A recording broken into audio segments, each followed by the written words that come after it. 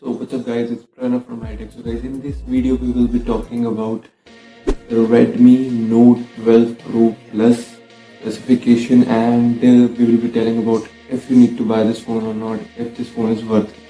So first of all, it is having 6.67 inches of screen with an OLED display and 120 Hz of refresh rate.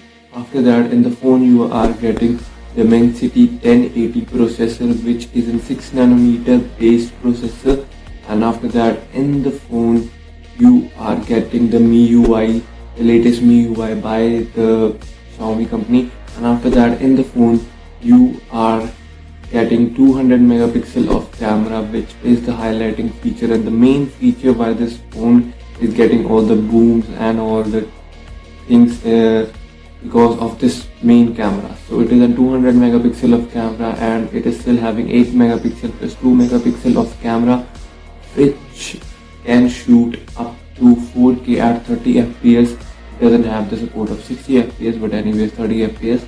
On the front side you are getting 16 megapixel of camera, which can shoot at 1080p at 30 plus 60 fps. Yeah, that's all.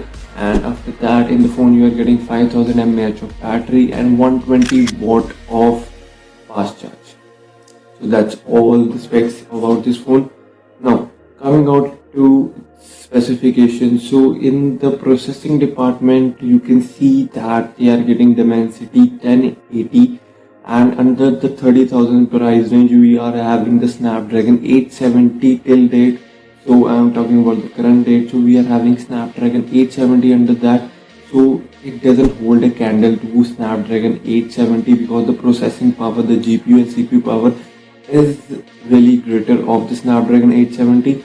If they would have given the Dimensity 8100 like K50, then this phone would have been one of the greatest pick.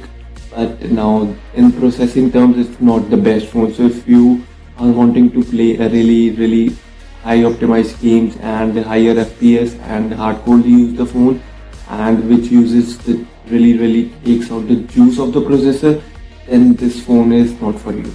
Yeah. So but if you are looking for a camera centric phone and really focuses on the camera side, don't really want anything in the phone except the cameras, you only focuses your camera. Yeah, processing a little bit processing is done and you are good with it. So they are saying that 1080 processor is best because they have optimized the processor. So it's not the base variant of processor that you are getting, so they have optimized it and boosted it, so you will be getting a better processing power. But still they have done a little bit tweaks, nothing else they have done in the processing part. So yeah, the processor wise it is really decent, so nothing much is going on in the processor terms. So hardcorely if we see, then this is not the best. I recommend iQOO Neo 7 because it is one of the all-rounding phone till date, but Neo 7 is yet to come, so wait for that. Anyways, this in processor term it's not one of the best, but if we like take out the processor, and processor is decent, not really bad. So if we take out the processor, everything looks really good to me. So yeah, the 200 megapixel of camera takes really good pictures. It is a Samsung camera, so obviously it takes good picture, and we are getting 120 watt of fast charge, which is one of the amazing things about the phone. And we are also getting 5000 mAh of battery, which is they need to give this because 5000 mAh of battery is really booming in the 30,000 segment, and which really gives you 1 day of whole usage to like juice out the battery.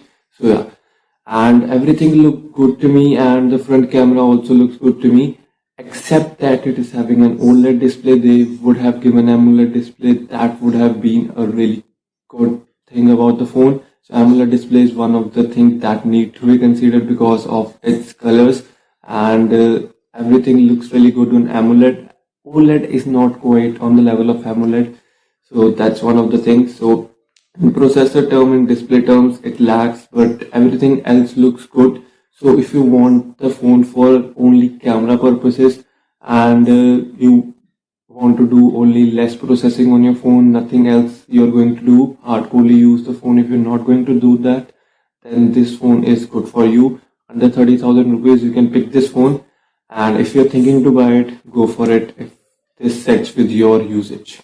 And that's all about the phone. This phone costs you 30,000 rupees, and yeah, go for it if you're a camera centric guy and if you don't want an higher processing. That's my take on this. So yeah, that's all for the video. Hope you guys like it and found it informative. Make sure to like the video, subscribe to the channel, hit the bell icon, and that's all for the video.